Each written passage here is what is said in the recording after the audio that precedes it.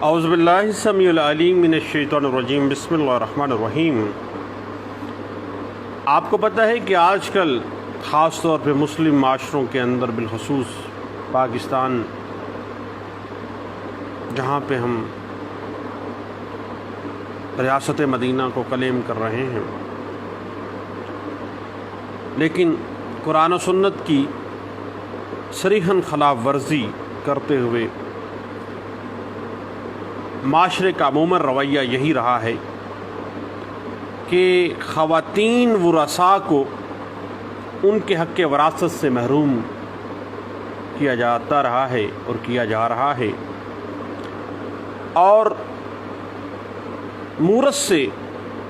منتقل ہونے والی وہ پراپرٹی، خاص طور پر زرعی زمین جو ہے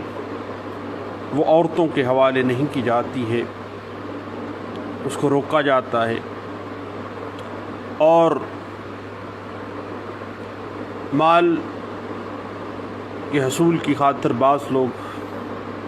عورتوں کے ساتھ اپنے خونی رشتے تقریباً ختم کر دیتے ہیں، اور یہاں تک کہ اگر کوئی عورت کلیم کر لے تو کہا جاتا ہے کہ پھر پیکیوں چلی جائیں گی، انہوں بھائیوں کے ساتھ رشتہ ختم سمجھا جاتا ہے کہ والد کی پراپرٹی سے وہ حصہ مانگ رہی ہے۔ بنیادی طور پر یہ جو سوشو اکنامک سیٹ اپ ہے بر صغیر پاک و ہند کا، اس حوالے سے سب سے پہلے آپ دیکھیں کہ انگریزوں نے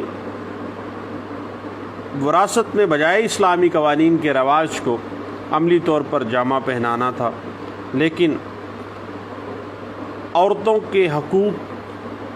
خواہ انگریز تو کہتا ہے کہ وہ بہت زیادہ وومن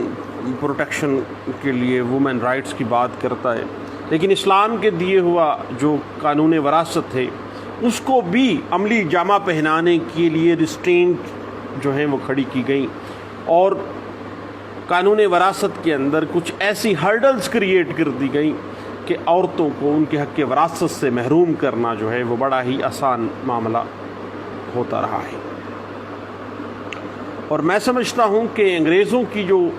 باقاعدہ قانون سازی ہے اس میں بھی اگر ہم ان کی اسپرٹ میں دیکھیں تو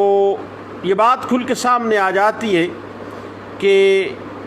معاملات وراثت میں حق وراثت جو عورتوں کا ہے ان سے محروم کرنے کے عمل کو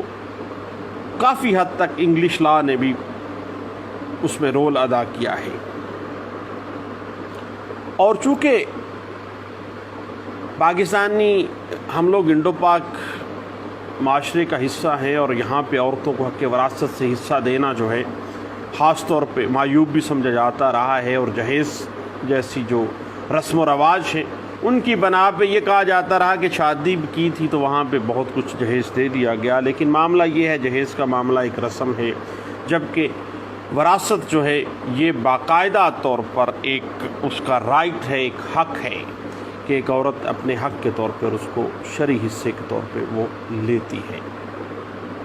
اور آپ کو پتہ ہے کہ ہمارے معاشرے میں چونکہ لالچ اور خود غرضی بہت زیادہ معاملات ہیں، فرسودہ رسومات ہیں آباء و اجداد کی، جس کی وجہ سے معاملات وراثت میں عورتوں کو ان کا حق دینا توہین سمجھا جاتا ہے، اور بہت سی جو سماجی برائیاں ہیں، حتیٰ کہ ہم نے یہ یہاں تک دیکھا کہ لوگ کہتے تھے کہ جی فلاں جو خاتون تھی بہت زیادہ پراپرٹی، شادی جناب کیسے پراپرٹی چلی جائے گی، دوسری فیملی میں چلی جائے گی، قرآن سے شادی، نعوذ باللہ۔ اس طرح کے معاملات بھی ہم اپنے معاشرے میں دیکھے ہیں اور سنے ہیں، سنتے رہے ہیں۔ اور پھر عورتوں کے حق وراثت سے محروم کرنا اور زمین کے حصول اور جائیداد کی خاطر ان عورتوں کے ساتھ دھوکہ اور فریب کا رویہ جو ہے وہ روا رکھنا، اور دھوکے اور فریب کے ساتھ عورتوں کی پراپرٹی اپنے نام منتقل کروا لینا، ان سے غلط بیانی کر کے عورتوں کو کچھ بتایا نہیں جاتا اور ان سے انگوٹھے لگوا لیے گئے، یا بعض اوقات ان سے جناب ہبا کروا لیا گیا۔ پچھلے دنوں ہم نے کیس میں دیکھا کہ وہ عورت کے بچوں کو کہا گیا کہ تمہاری ماں نے اپنی والدہ کو 30 سال پہلے ہبا کر دیا تھا۔ ارے بھیا وہ عورت بیچاری 30 سال پہلے اس نے ہبا، جب وہ کہتے پٹ اٹھی کہ نہیں میں نے ہبا نہیں کیا تھا، تو بھائیوں نے پراپرٹی سے محروم کرنے کے لیے عورت کو وہ ناجائز طور پر ہی دھوکہ فریب کرتے ہوئے جو ہے وہ ہبا کا اندراج کروایا تھا پٹواری علاقے سے ملی بھگت کر کے تحصیلدار کے۔ معاملہ آپ کے سامنے ہے کہ محکمہ مال کے افسران جو کرتے ہیں وہ آپ لوگ مجھ سے بہتر جانتے ہیں، اور آپ کو پتہ ہے کہ وراثت سے عورتوں کو محروم، حتیٰ کہ بعض صورتحال میں خونی رشتہ تسلیم کرنے سے بھی انکاری ہو جاتے ہیں۔ حصہ نہیں دینا، وراثت نہیں دینی۔ ویسے ہم حاجی صاحب ہیں، ویسے ہم بڑے نیک ہیں، لیکن ہم نے وراثت میں سے حصہ نہیں دینا۔ ویسے ہم سارے معاملات کرتے ہیں، اور بعض صورتحال میں تو یہاں تک ہوتا ہے کہ جو میل ممبرز ہوتے ہیں وہ اپنے آپ کو واحد وارث ظاہر کر کے سالم اراضی اپنے نام منتقل کروا لیتے ہیں۔ جو لوگ ایسا کرتے ہیں، سیدھی سی بات ہے صاحب، مسلمان ہیں، اور یہ بات ذہن میں رکھیے گا صاحب کہ پوری دنیا میں اللہ سے انکار کرنے والے لوگ تو مل جاتے ہیں، لیکن موت سے انکار کرنے والا کوئی نہیں ملتا ہے۔ ہر انسان جو ہے اس کو پتہ ہے کہ اس نے مرنا ہے، تو ایسا کام جو بھی کرتا ہے وہ اپنا پیٹ جہنم کی آگ سے بھرتا ہے، کیونکہ قرآن اور حدیث مبارکہ میں کئی دفعہ عورتوں کو حق کے وراثت سے محروم کر کے جو لوگ اپنا پیٹ بھرتے ہیں وہ بنیادی طور پر قرآن و حدیث سے یہ ثابت ہے کہ وہ جہنم کے انگاروں سے اپنا پیٹ بھرتے ہیں۔ اور ہمارے استاد محترم کہا کرتے تھے کہ جہنم میں وہاں پہ آگ نہیں ہوگی، ہر بندہ اپنی آگ اپنے اعمال، اپنے برے اعمال کی صورت میں خود ہی اٹھا کے لے جائے گا۔ اور پچھلے دنوں ہم نے دیکھا کہ سپریم کورٹ آف پاکستان میں بھی 20 ایسے فیصلہ جات موجود ہیں، اور خاص طور پہ 2016 SCMR پیج 763 کو جب ہم دیکھتے ہیں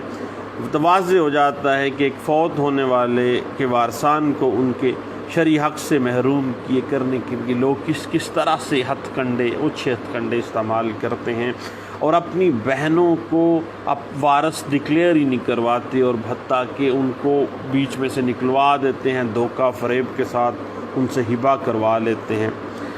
اور آپ کو پتہ ہے کہ 2011 کے اندر باقاعدہ طور پر خواتین کے خلاف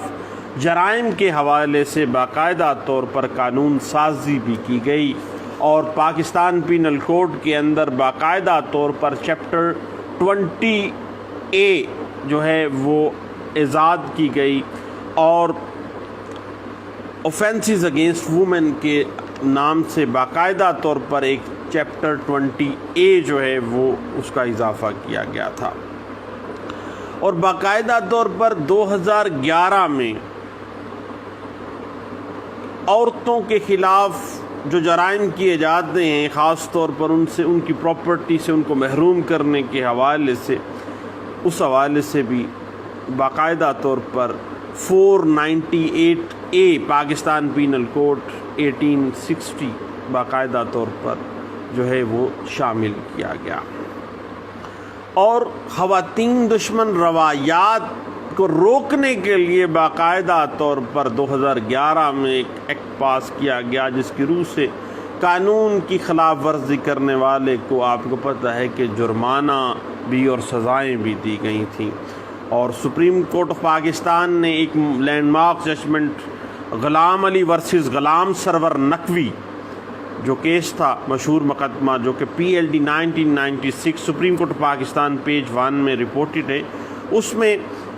باقاعدہ طور پر یہ بات واضح کی تھی، اور 2016 SCMR پیج 363 میں اس بات کو باقاعدہ طور پر دوبارہ انٹرپریٹ کر دیا گیا کہ عورتوں کو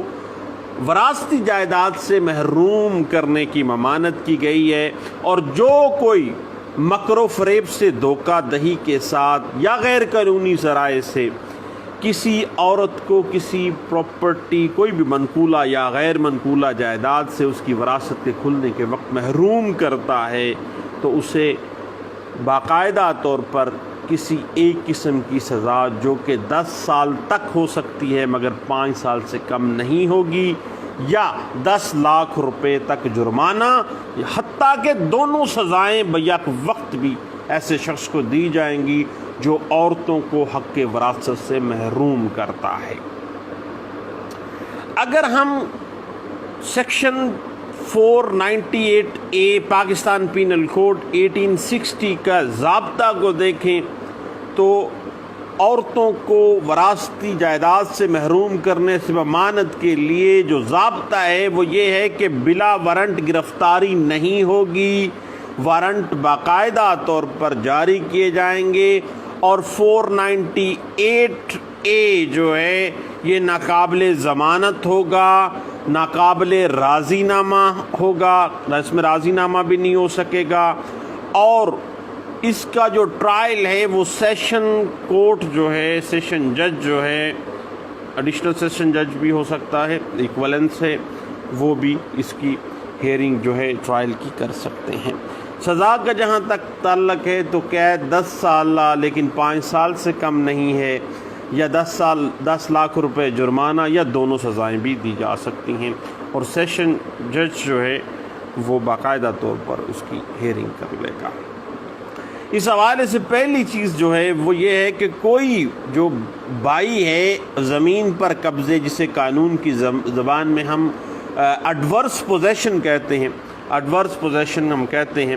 اسے اپنی بہن کے خلاف قانونی جواز کے طور پر پیش نہیں کر سکتا کہ بھائی قبضہ میرا ہے، میری بہن دا نہیں، تو پھر میں مالک ہوں۔ معاملہ یہ ہے کہ وراثت میں منتقل ہونے والے جائیداد پر کسی ایک وارث کا قبضہ کو ایک کو شیئرر کا قبضہ تمام کو شیئررز کے قبضے کو کفایت کر جاتا ہے۔ ترکے کی جائیداد جو ہے اس کے ایک بندے کا قبضہ، ایک وارث کا قبضہ تمام وارث ورثاء کا قبضہ تصور کیا جاتا ہے،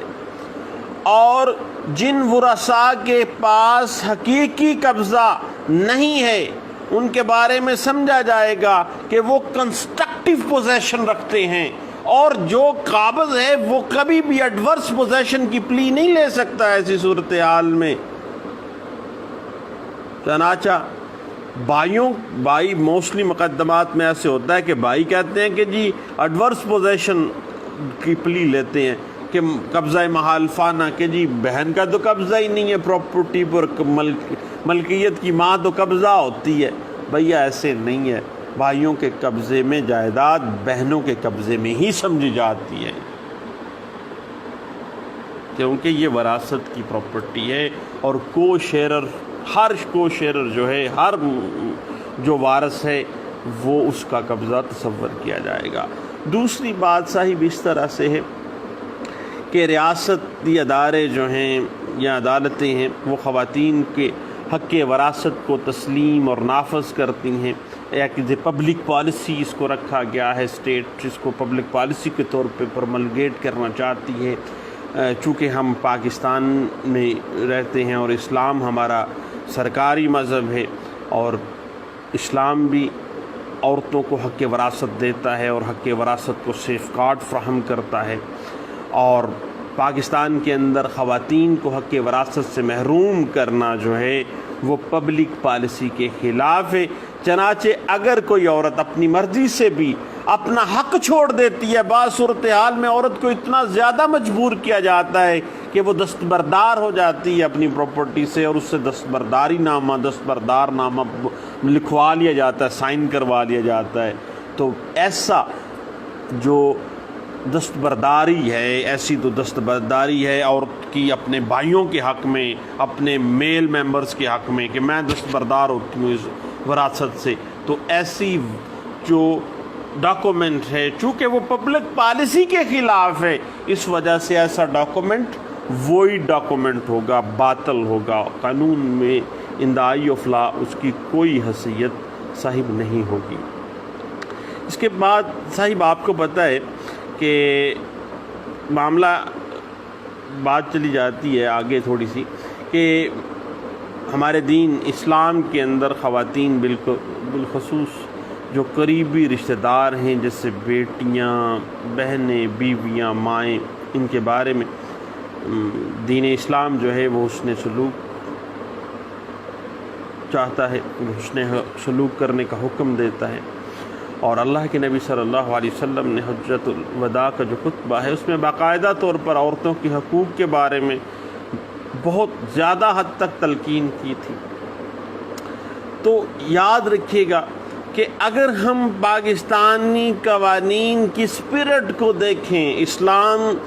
کے احکامات کی اسپرٹ کو دیکھیں، تو صاحب عورتوں کے جو حقوق ہیں، جو حق وراثت ہیں، وہ وراثت قائم ہونے پہ خود بخود نافذ ہو جاتے ہیں۔ اور اسی وجہ سے کسی بھائی کا یہ کہنا کہ اس کی بہن اپنے حق وراثت سے دستبردار ہو گئی ہے اس کے حق میں، وہ کہتی تھی تیرے نکے نکے نیانے نے تو ساری پراپرٹی تو اپنے پاس رکھ لے، تو جناب اس کو جناب اس کے بروائی بیجی کار، اس پہ وزارت کر۔ ایسی دستبرداری جو ہے وہ نہ ہی پاکستان کے قانون کے اعتبار سے ان دا آئی آف لا کوئی اہمیت رکھتی ہے، نہ ہی دین اسلام کے نزدیک کسی قسم کا کوئی۔ اور یہ بات ذہن میں رکھیے گا کہ ایسی دستبرداری نہ صرف غیر قانونی ہے بلکہ غیر اخلاقی ہے، اخلاقیات کی آخری حد ہے۔ اور کسی عورت سے چاہے اپنا حصہ وارث کو بعض اوقات گفٹ کروا لیا جاتا ہے، حتیٰ کہ بعض اوقات بے کروا لیا جاتا ہے، فرضی بے، اور انڈر انفلوئنس جو ہے وہ ناجائز دبدبا کر کے عورت سے بے نامہ لکھوا لیا جاتا ہے، حتیٰ کہ اقرار نامہ، یا بعض صورتحال میں کیا کرتے ہیں ہبہ نامہ لکھوا لیتے ہیں۔ تو تمام جو بھی ایسا ڈاکومنٹ بنے گا تو اس کے حوالے سے بیسک جو قانونی پرزمپشن آف لا ہے وہ یہ ہے کہ جو بینیفیشری ہے اس ہبے کا، اس اقرار نامے کا، اس بے نامے کا، اس نے ظلم و ستم کرتے ہوئے اپنی حیثیت کا ناجائز فائدہ اٹھاتے ہوئے اس عورت سے دستبرداری لکھوائی ہے، ہبہ نامہ لکھوایا ہے، یا اقرار نامہ لکھوایا ہے، یا بے نامہ لکھوایا ہے۔ اس حوالے سے 2016 SCMR پیج 763 کو صاحب ضرور دیکھیے گا۔ اور اس حوالے سے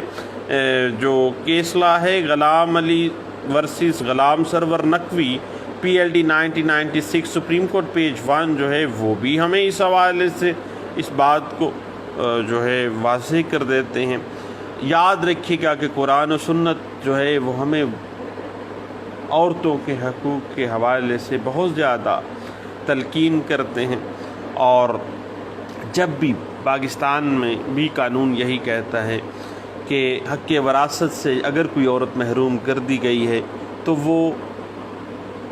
نہ صرف سول لٹیگیشن یعنی باقاعدہ طور پر دعویٰ دائر کر سکتی ہے ڈیکلریشن کا، بلکہ 498A پاکستان پینل کوڈ 1860 کے تحت باقاعدہ طور پر قانونی چارہ جوئی کرے گی، اور ذمہ داران کو 10 سال تک سزا جو 5 سال سے کم نہیں ہوگی، اور 10 لاکھ روپے تک جرمانہ، یا یہ دونوں سزائیں بھی کروا سکتی ہے۔ اس حوالے سے صاحب اگر ہم سول لٹیگیشن میں ڈیکلریٹری سوٹس کو دیکھنا چاہیں تو PLJ 2006 supreme court Pakistan page 12 جو ہے وہ ہمیں کچھ گائیڈ لائنز فراہم کر دیتی ہے۔ یاد رکھیے گا کہ جو ہی ایک شخص فوت ہوتا ہے، وراثت چھوڑ جاتا ہے، تو وراثت کا باقاعدہ اندراج کوئی مینڈیٹری نہیں ہے۔ جو ہی ایک بندہ فوت ہوا ہے، اس کی فوتیدگی کے ساتھ ہی اس کے ورثاء کو شرعی حصص کے مطابق جو وراثت ہے وہ منتقل تصور کی جائے گی کہ وہ منتقل ہو چکی ہیں، اور قطعی صورت کسی کو اس کے شرعی حصے سے جو وراثت سے اس کو ملتا ہے اس سے محروم نہیں کیا جا سکتا۔ اس حوالے سے 1997 SCMR پیج 281 جو ہے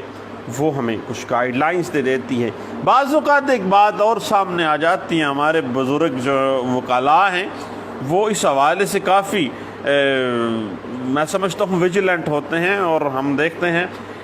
وہ کیس بھی بڑا لمبا چلتا ہے، اور بعض صورتحال میں وہ ڈاکومنٹ ہی بہت جو ہے وہ فیک ڈاکومنٹ 30 سال پرانا 20 سال پرانا ڈاکومنٹ ہے، اس وقت پہلے یہ ہبہ نامہ کر گئی تھی تو فتن اپنی ماں کو دے گئی تھی، اپنے بھائی کو دے گئی تھی عورت کو، یعنی عورت کو وراثت سے محروم کرنے کے لیے اس حد تک ایک بھائی چلا جاتا ہے۔ برصغیر پاک و ہند میں چونکہ ہماری جو رسم و رواج ہیں وہ ہندوانہ ہیں، اور آج تک یہ بات ہمارے ذہنوں سے نہیں نکل پائی ہے صاحب۔ تو یاد رکھیے گا یہ بات بھی کہ وراثت کو حاصل کرنے کے لیے جب بھی آپ لٹیگیشن میں جاتے ہیں تو کوئی لیمیٹیشن مقرر نہیں ہے، اور حق وراثت کبھی بھی ختم نہیں ہوتا، کبھی بھی لیمیٹیشن اس کو بار نہیں کرتی۔ یاد رکھیے گا کہ ہر نئے عمل سے نئی کاز آف ایکشن اکرو ہو جاتی ہے، اور جب کسی کو حق وراثت سے محروم کیا جاتا ہے تو ہر دن ایک نئی کاز آف ایکشن اکرو ہو جاتی ہے، اور ایسی صورتحال میں لمیٹیشن کبھی بھی آڑے نہیں آئے گی۔ اس حوالے سے 2002 YLR پیج 242 جو ہے یہ ہمیں گائیڈ لائنز فراہم کر دیتی ہے، واضح کر دیتی ہے کہ صاحب جب بھی وراثت کا معاملہ آ جائے گا کبھی بھی لمیٹیشن جو ہے وہ آڑے نہیں آئے گی، نو لمیٹیشن۔ اور اس کے بعد دستبردار نامہ لکھوا لینا بہنوں سے یا عورتوں سے۔ تو یاد رکھیے گا کہ بہنوں کا بھائیوں کے حق میں وراثت سے دستبردار ہونا نہ صرف خلاف اسلام ہے بلکہ پاکستان کے قانون اور پاکستان کے آئین کی خلاف ورزی ہے، کیونکہ آئین Pakistan article 24 article 25 right safeguard to right of property دے رہا ہے، حق وراثت اس پراپرٹی کا جو ہے وہ اس کا آئینی اور قانونی حق ہے، اور اس عورت کو اگر دستبردار نامہ لکھوا کے ایک ڈاکومنٹ کے ذریعے اگر محروم کیا جاتا ہے تو ایسی صورتحال میں قطعی صورت ایسے لوگ معافی کے مستحق نہیں ہیں، اور کبھی بھی قانون ایسے لوگوں کو کبھی بھی سپورٹ نہیں کرے گا اور نہ ہی ہیلپ کرے گا۔ اور اس حوالے سے 2016 SCMR پیج 763 یہ بات واضح کر دیتی ہے کہ عورتوں کو حق وراثت سے محروم کرنا کسی بھی صورتحال میں دستبرداری نامے سے، اقرار نامے کے ذریعے، ہبے نامے سے انگوٹھا لگا کے، بے نامہ کروا کے، کسی بھی طریقے سے محروم کرنا جو ہے وہ قانوناً بھی جرم ہے، اخلاقاً بھی جرم ہے، دین کے اندر بھی جرم ہے، شریعت محمدی میں جرم ہے،